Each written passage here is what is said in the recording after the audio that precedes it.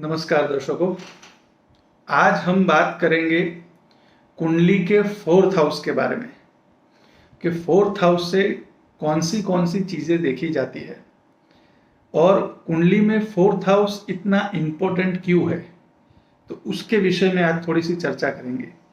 कुछ दिनों पहले क्या हुआ कि हमारे पास कुछ स्टूडेंट पढ़ने आते हैं, उनमें से एक व्यक्ति ने पूछ लिया कि कुंडली में जो सुख साधन का भाव है उससे और क्या क्या चीजें देखी जाएगी। जैसे कि आप सभी लोग जानते हैं कि वो माँ का हाउस है, सुख साधन का हाउस है, व्यक्ति के मन का हाउस है, और क्या उससे देखा जाएगा। तब मुझे एक चीज याद आई कि हमारे गुरुदेव कहते थे कि कुंडली के फोर्थ हाउस के अंदर अगर शुभ ग्रह होंगे तो व्यक्ति मन का भोला होगा, मन से बहुत ही साफ होगा, उसके मन में कोई बात टिकेगी नहीं। जैसे मैंने भी देखा है कि फोर्थ हाउस में चंद्र, शुक्र, बुध और गुरु जैसे शुभ ग्रह होने से मन का बहुत ही स्वच्छ होता है और भोला होता है। उसके ऐसा कहते हैं पेट में कोई बात टिकती नहीं है। तो ये मन का साफ होना तो बहुत अच्छी बात है, लेकिन कई बार ये प्रॉब्लम क्रिएट करते हैं। जैसे कि मेरे पास एक केस आया था, जैसे कुंडली मिलान करते वक्त मैंने बता दिया था कि आपकी बहू की जो ये कुंडली है ये बहुत ही मन की भोली है। तो कई बार अगर कुछ ऐसा हो जाए तो लेट गो कीजिएगा। तो उसके अंदर क्या हुआ कि एक बार किसी ने महंगा गिफ्ट दिया होगा शादी के अंदर, तो वो जो गिफ्ट पड़ा था तो उसने ऐसा बोला कि जैसे कि नाइट लैंप जैसा कुछ था, बहुत सारे नाइट लैंप आ गए थे, तो एक महंगा वाला नाइट लैंप होगा, तो उसने बोला कि ये आगे किसी को भेंट कर दे या किसी को गिफ्ट दे सकते हैं कोई ऐसे प्रसंग में।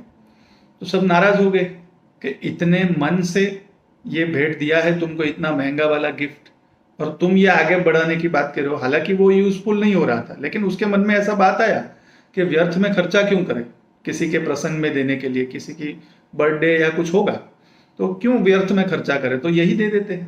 अब वो ऐसे ही धूल खा रहा था, तो उस बात को लेकर बहुत ही बड़ा बखेड़ा हो गया कि भाई इतना महंगा गिफ्ट दिया है तुमको और तुमने आगे देने की बात कैसे कर दी। तो ये एक मन का भोलापन जो है वो एक स्वाभाविक रूप से उन्होंने बोल दिया। बात बढ़ गई और उसको उसके पिताजी के वहां जाना पड़ा, फिर वो और आगे बिगड़ती ही गई बात। और फिर मेरे पास वो आए और उन्हें बोला कि पंडित जी ऐसा हो गया। तो मैंने उनको बोला कि मैंने आपको पहले एक बात के लिए बताया था कि कुंडली के फोर्थ हाउस में शुभ ग्रह है, ये मन की भोली है, इसको कौन सी बात छुपानी है, कौन सी बात कहनी है और कब कहनी है, इसके अंदर इसको प्रॉब्लम होगा। तो ये मैंने भी देखा है कि कुंडली के फोर्थ हाउस में शुभ ग्रह हो, सुख साधन तो इजीली प्राप्त होंगे, लेकिन मन में कोई बात टिकेगी नहीं, वैसे बोल दी जाएगी, तो वो कई बार प्रॉब्लम क्रिएट होता है।